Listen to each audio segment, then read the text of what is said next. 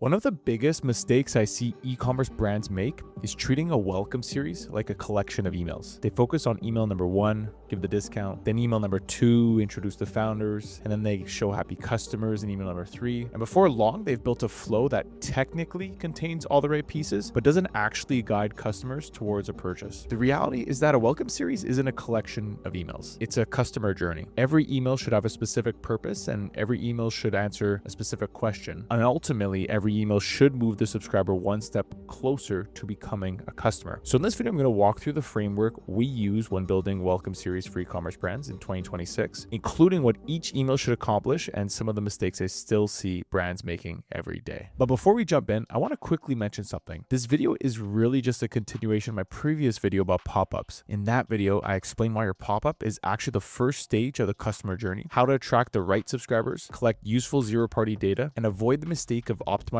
for email signups instead of future customers. So if you haven't watched that video yet, I strongly recommend starting there and then coming back to this one, because for the rest of this video, I'm going to assume you've already done that part correctly. We're going to assume that the subscriber entering this welcome series actually belongs on your list and has a legitimate interest in becoming a customer. Once that's true, the next question becomes, how do we convert that subscriber into a first-time customer? Now, if we haven't met before, my name is Nick. I'm the founder of Barb's Media. We help e-commerce brands generate more revenue from the customers they've already paid to acquire through email and SMS retention systems. We've done this for 50 plus brands and have generated tens of millions of dollars in revenue for our clients. And while every brand is different, the highest performing welcome series tend to follow a very similar structure, not because they use the same designs or copy, but because they've built around how customers are actually making buying decisions. Now, why do most welcome series fail? Before we get into specific emails, it's important to understand why so many welcome series underperform. And interesting, it's not because the emails they send are poorly designed, it's because there's no strategy connecting them. Most brands build welcome series one email at a time. They add a discount email, founder story, maybe a bestseller email, and while each email may be perfectly fine on its own, the overall experience feels disconnected. The subscriber isn't really being guided anywhere. They're simply receiving a collection of emails that happen to be connected together inside a flow. The highest performing welcome series don't work that way. They feel less like a sequence of individual emails and more like a conversation that's unfolding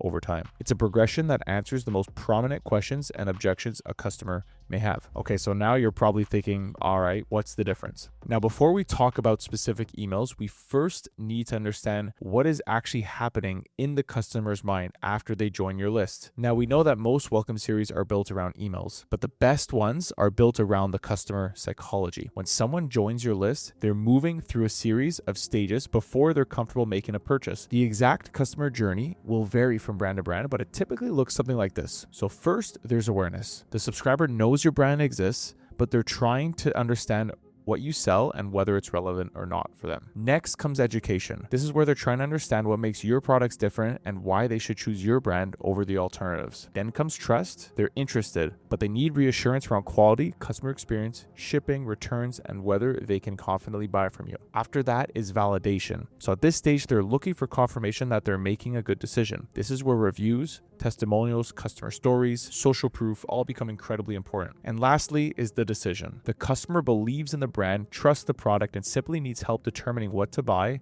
and where to start. And when you zoom out, that's really what a welcome series is doing. It's helping subscribers move through these stages as efficiently as possible until they're comfortable making a purchase. And once you understand that, the structure of the welcome series becomes that much easier to build. But here's the kicker. Customers don't move through this journey at the same speed. Some subscribers are ready to buy almost immediately, while others need more time to build confidence in the brand and the product. That's why I don't think about a welcome series as 5 completely separate emails. Just because someone receives email number 3, for example, doesn't mean they've fully progressed through awareness, education, and trust. It simply means more time has passed. So every email should still reinforce the value proposition, build trust, educate the subscriber, and make it that much easier to buy. The emphasis changes throughout the sequence, but the underlying themes remain consistent. Think of it less like 5 separate emails and more like one conversation that's evolving over time. With that framework in mind, let's look at how the flow is structured. One thing that's important to understand is that there isn't a perfect number of emails for a welcome series. Some brands may only need 4 emails, other brands may need 10. But what's far more important than the number of emails is the progression itself. How are you moving the subscriber from awareness to education, education to trust, trust to validation, and ultimately towards a purchase? The exact structure may vary, but the journey remains the same. So let's start at stage 1, deliver the promise.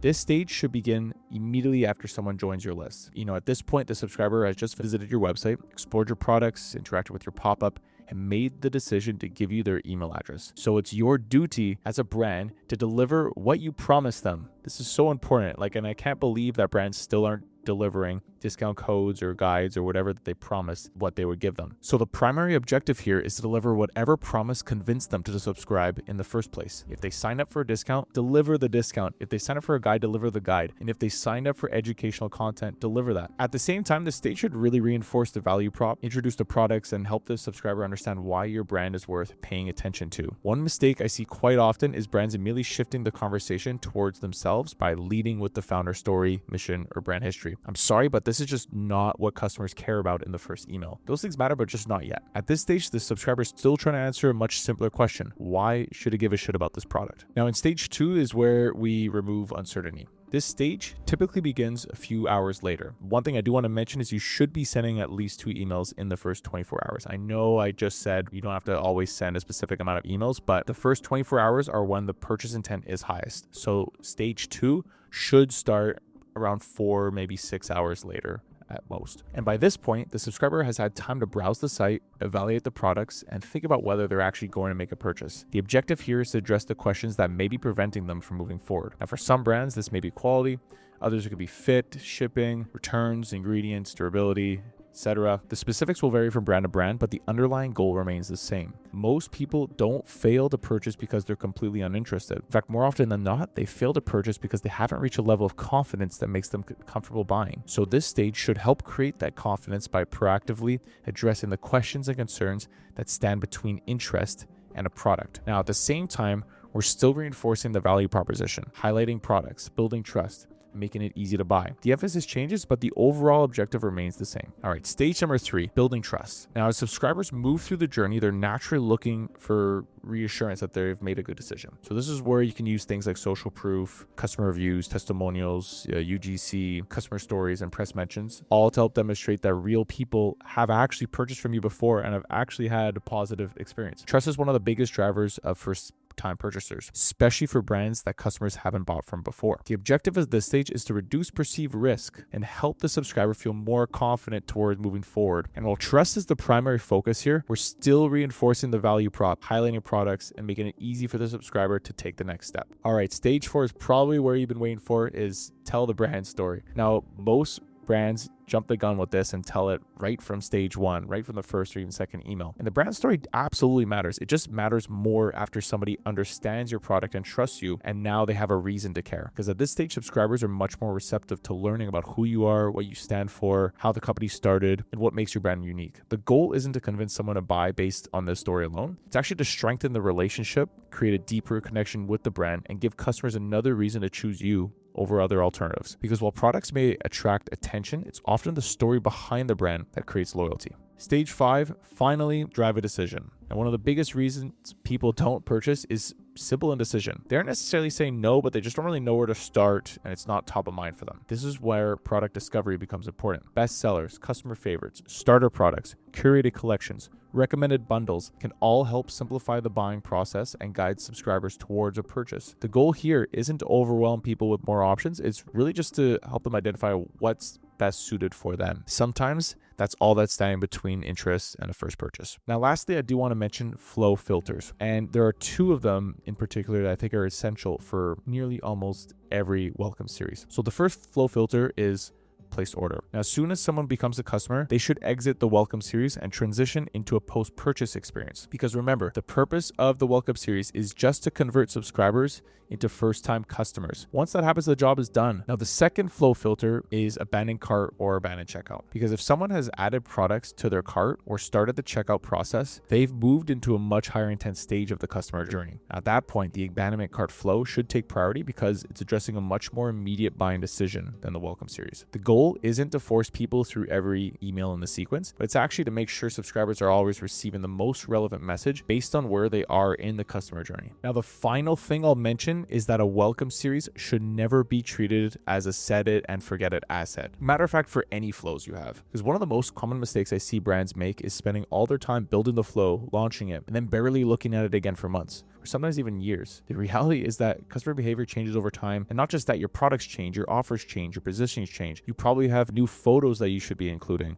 At least once a quarter, you should be updating your flows and making these small changes. And all the questions that your customers have before making a purchase can change as well. So that's why it's important to continually monitor the performance of the flow. Which emails are generating purchases? Where are people dropping off? Are there objections that aren't being addressed? Are there products that deserve more attention? These are all questions that should be reviewed on a regular basis. And the highest performing welcome series aren't usually successful because they're built perfectly the first time. They're actually successful because someone has been constantly monitoring the data, looking for opportunities to improve the experience and make adjustments over time. A welcome series isn't something you build once and forget about. It's something that should evolve alongside the business. Now, at the end of the day, the welcome series is one of the most important flows in your entire retention system. The first real opportunity you have to convert an interested subscriber into a paying customer. And when it's built correctly, it can have a meaningful impact on customer acquisition, lifetime value, and the overall profitability of the business. But the reality is that when the welcome series is only one piece of the puzzle, there are dozens of other retention opportunities throughout the customer journey, and most brands are leaving revenue on the table without even realizing it. It's actually one of the reasons why we built the retention gap calculator. It's a free tool that helps e-commerce brands identify how much revenue they're potentially leaving on the table